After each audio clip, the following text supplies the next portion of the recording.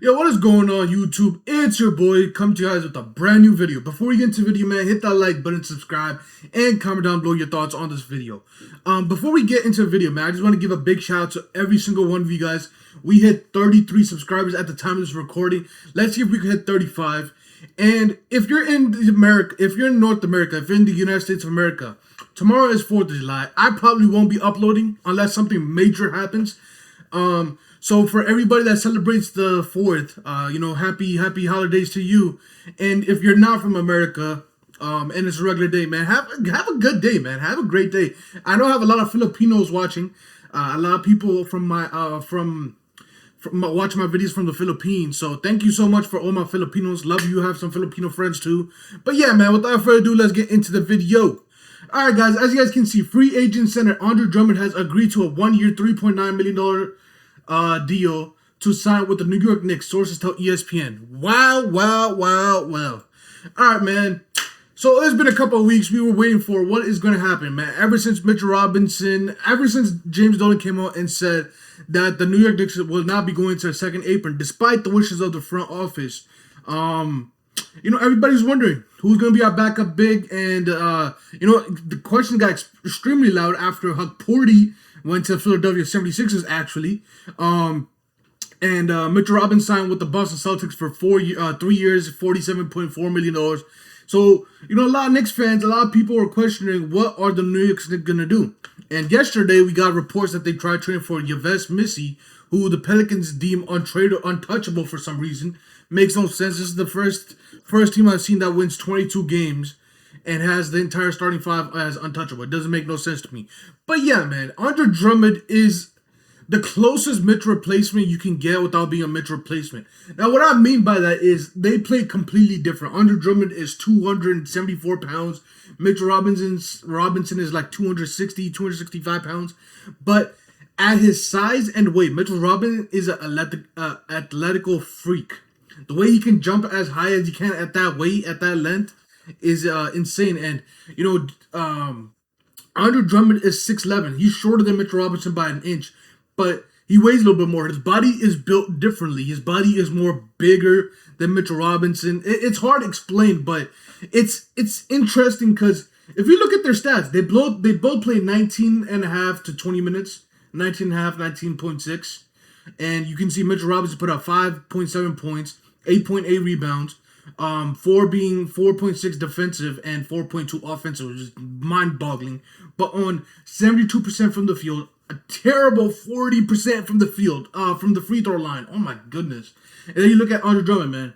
In 19.5 minutes a game, 6.4 points per game, 8.4 rebounds, 5.3 defensive rebounds, and 3.2 offensive rebounds. So, Mitchell Robinson is the better offensive rebounder, but they're similar in the sense that they're going to give you similar production. They're going to rebound hard. They're going to play defense. Mitchell Robinson's obviously a lot better of a defender than Andre Drummond is at this point. One is 32 and the other one is 27, so there's a 5-year age gap. But, they play similarly, a steal and a block a game for Mitchell Robinson, and then you get about, half a block and half a steal a game.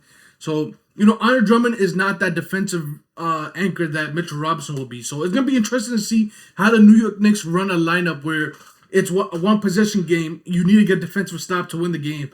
And Karl-Anthony Towns is not the greatest defensive center that we've seen. And Andre Drummond definitely isn't one either. So it's going to be interesting to see how the New York Knicks play it out. But a good thing about having Andre Drummond is that he shoots the 3-ball. He's been shooting. He's been trying to put that in his game for the last couple of years. He shot 35% from the 3-point line on 1.4 attempts. That's 32 out of 90. And the way that Mike Brown runs his scheme, his offensive scheme, is that we like to generate a lot of corner 3-point shots. And Andre Drummond's best shot shooting from the 3 is a corner. So this could be a very viable option that the 6 minutes that Jalen Brunson and Andre Drummond play together.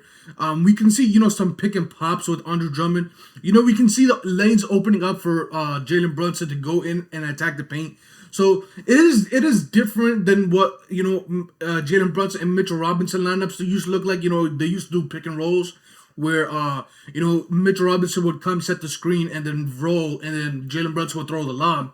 Now, Andre Drummond is a far better screener than Mitchell Robinson ever was. Mitchell Robinson was never really known as a screener because of his body, and he used to roll hard so he can get the lob. Andre Drummond, since he's not the quicker guy and he's not the faster guy either, he has to set those big, strong screens. So it's going to get a lot of JB open a lot more. You're not going to see a lot of lob threats because you're not going to see a lot of lobs because Andre Drummond can't really jump that high. So it's going to be interesting to see how this plays out. Now, I want to go back to the original screen. He signed for a 1 year, $3.9 million deal. Since he's been in the league for over 10 years, his vet minimum is higher, his salary is higher, but the cap stays the same. So whatever the vet minimum, which is $2.5 million, is what is going to actually count towards our cap space. So essentially we save $1.4 million. What this basically means is that the New York Knicks still have $6.5 million to fill out the last two rotational spots.